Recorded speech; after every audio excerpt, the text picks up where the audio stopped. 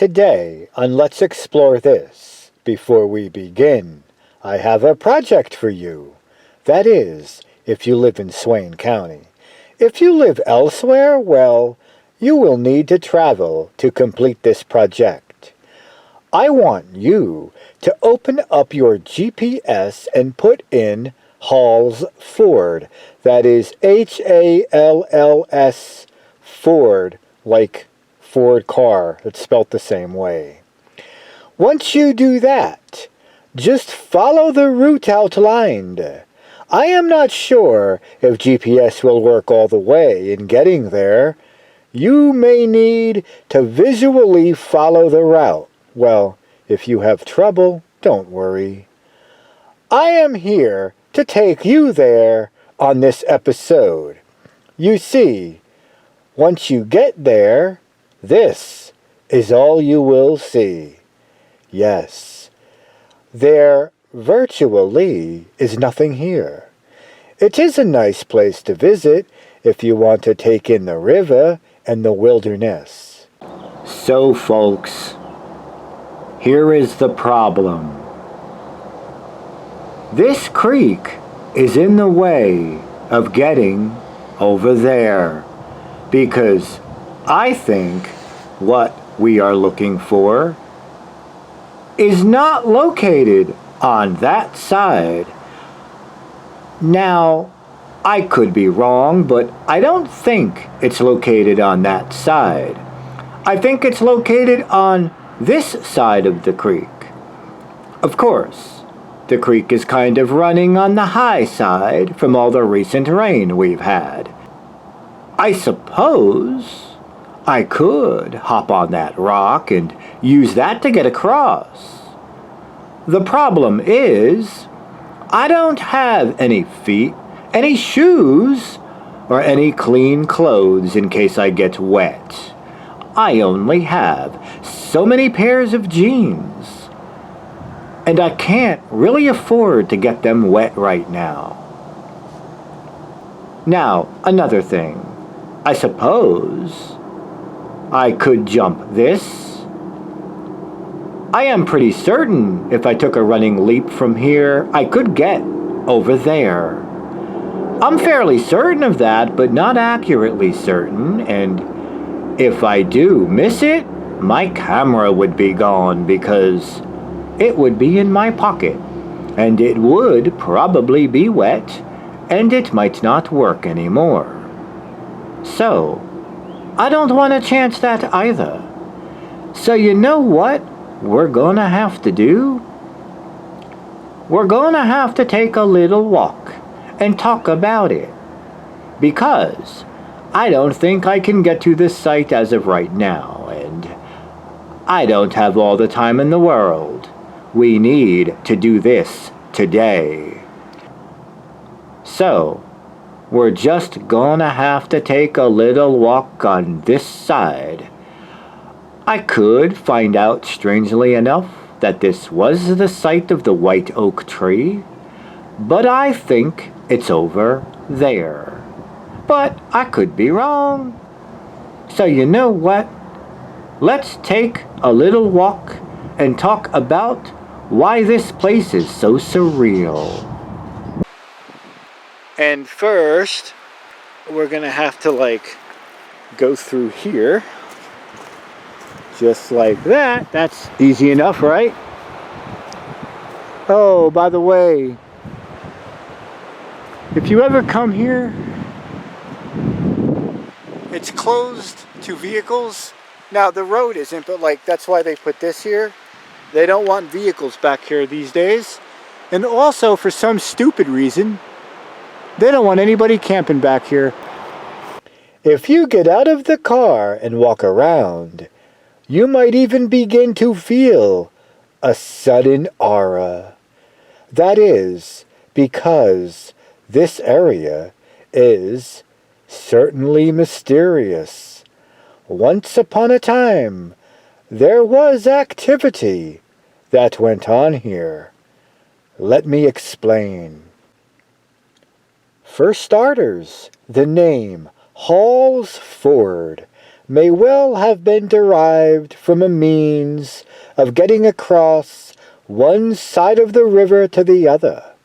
Hall's Ford also appears, or might appear, connected with Needmore, as it may have been one of the trading routes across the river back in its heyday.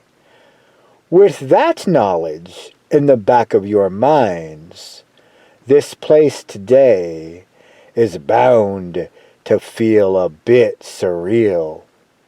In an article entitled Memories of the Lost Village of Needmore, there is a portion that says that the old ford was located in this area. Residents used rowboats to ferry themselves and goods back and forth. Needmore, in that sense, was always a divided community, in the sense that homes and places of business were located on both banks. Could this ford, discussed in the article, be Hall's Ford? Strangely enough, despite there being nothing here today, Hall's Ford does still pop up on many maps as a distinct community. This discussion of Hall's Ford is about to get even more surreal. Swain County once had 2 one-room schools that bore the name White Oak. I am not sure where the second was located, but the first was said to be located at the confluence of Sawmill Creek and the Little Tennessee River. That location, folks, is denoted as Hall's Ford, thanks to Lillian Thomason's extensive research for her book on the early educational history of Swain County. We can know with certainty that the school was operating at least as early as 1892. It likely operated from at least 1890, as an article in the 1890 Swain County Herald mentions White Oak as a voting location.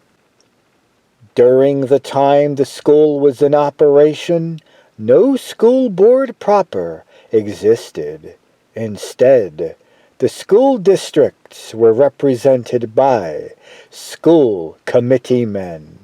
During the year in which the consolidation survey took place, White Oak was represented by William Thomas Davis, William Roby Howard, and Abraham A.B. DeHart, the son-in-law of William Roby Howard, all of whom lived in close proximity to the school.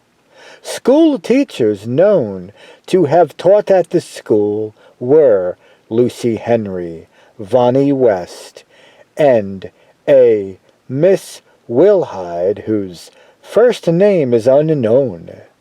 As far as Lucy Henry goes, as there were several Lucy Henrys apparently living in North Carolina, her identity is not certain. With an enrollment of 33 students and an average daily attendance of 24, at the time of the 1932 and 1933 survey, it is certain that hundreds of Swain County children attended the school over the years it was in operation.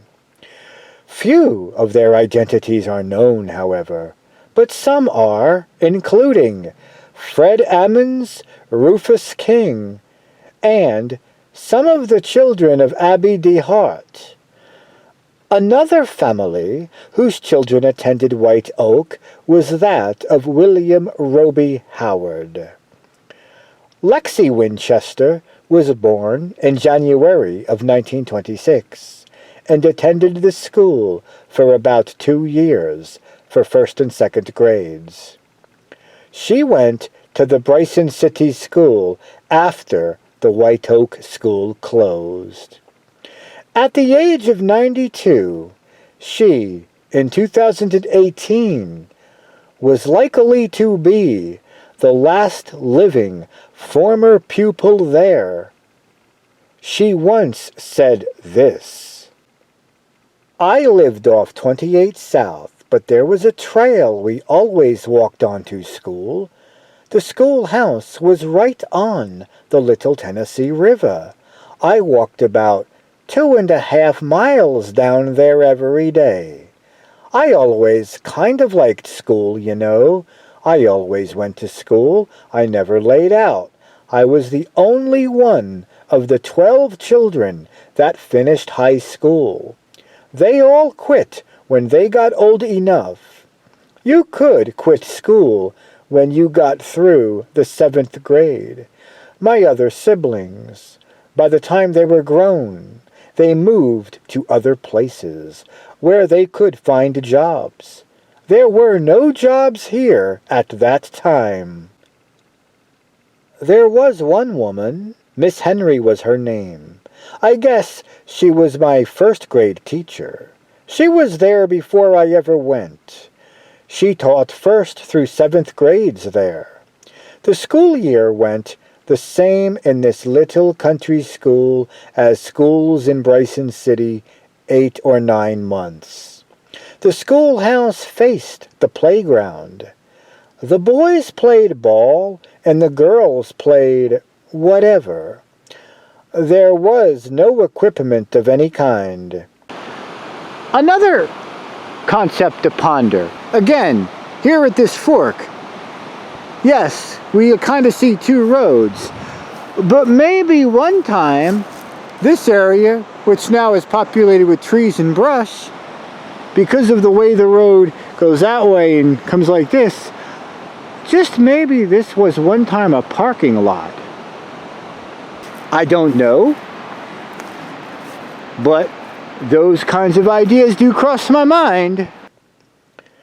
It should be noted that Rufus King reported that there was a swing that hung off the large oak tree that White Oak was named for.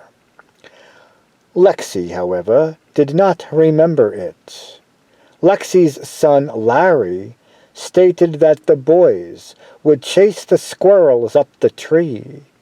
Anyhow, Lexi went on to say this: "We were all in one big room, 1st through 7th grade. The older kids, like kids who were in the 4th, 5th, and 6th grades, when the teacher was working with the other kids, they helped the little 1st graders with their spelling and arithmetic. The older kids helped the smaller kids a lot while she was teaching the higher grades, like teacher assistants, I guess. They used a paddle as corporal punishment, because I know it got used. The older ones, I don't know what they used, but the little ones, they would just paddle your hand if you were talking or misbehaving. I got a lot of little paddlings on my hand for talking." Lexi went on to further say this: "Well, it certainly was cold. There was a wood stove in the schoolhouse. It was heated, I guess, with wood. I don't know if they used coal or not. It was an old-fashioned stove with a stovepipe going out the top that heated the whole room. There was no insulation, I guess, in the building. It was one big open room with a wood stove in the middle. Why, you wouldn't freeze to death, but it was cold in there. When it snowed, it was bad.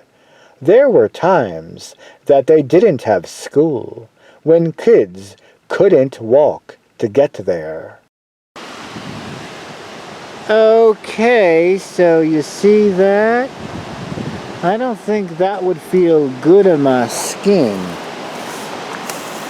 Let's just step that on that like that so it doesn't. Luckily I've got decent clothes on that I probably wouldn't get stuck by it. This is an interesting little area, actually. Let me show you why. Because it kind of has me wondering. I don't think this is the area because I don't see a white oak tree. At least not one that the picture shows, unless... Well, no, oak trees would be evergreens, and I don't see that here. At least not anything like the picture shows. Of course, areas like the picture shows can also be deceiving because, well, a lot of areas here are going to look similar. Like a big open field and stuff. But here's the thing, right? You notice the trail here. Usually, trails denote former roads in some cases. Which I think is the case over here. I think because there was a school and stuff in this area, and this area was used historically for Needmore and a ford that went across the river, so people were populating this area at one time. I'm assuming this could have been a roadway. Maybe it wasn't paved, maybe it was a dirt road, but a roadway that saw some traffic at one time. And then they've got another one, because if you notice how it forks here, you got one here, and then you got another one here. Now I'm going to assume that it goes around this island of sorts, and either that one goes to the river and this one goes straight. But it looks like it goes around the island and converges over here. Let's see.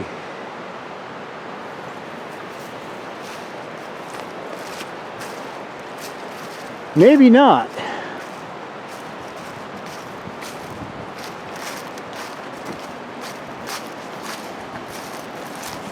Maybe not.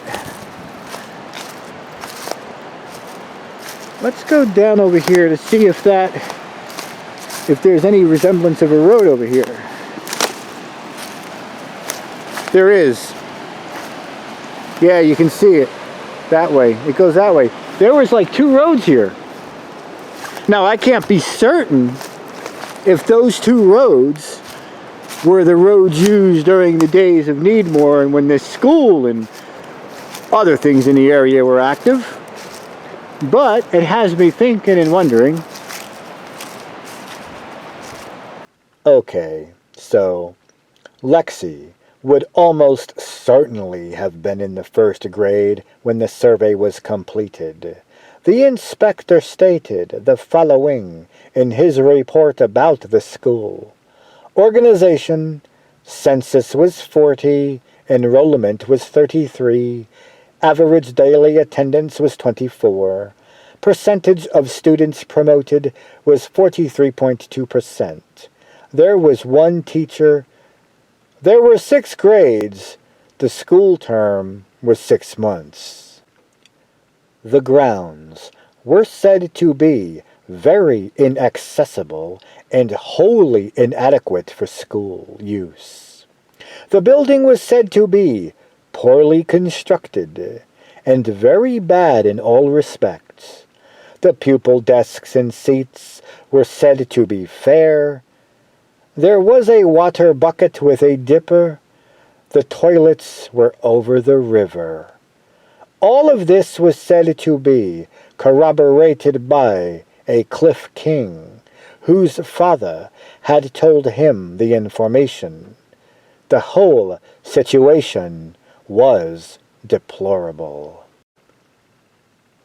The inspector's recommendation was to make every possible effort to abandon this school at once, to consolidate and transport the students to the Bryson City School. Swain County paid heed to the recommendation. This school, White Oak No. 1, appears to have been closed in 1934. The school remained standing for quite some time thereafter. For a time at least, one family called it home. Cliff King also recalled playing in the empty building as a child, remembering a blackboard painted on the front wall and a bell in the attic. When he was older, he boated tobacco from his brother's fields across the river and hung it to dry in the old schoolhouse. Sadly, Cliff related that the school was burned by arson in the early 1960s. Now, today, if you are willing to walk a bit and possibly get a little wet, you can still visit the site of the old school. It is a beautiful, secluded and peaceful spot along the river. You can walk on the old road built by Joseph Welch and the old settlers of the county nearly 200 years ago. The road traveled by many a young child on their way to school.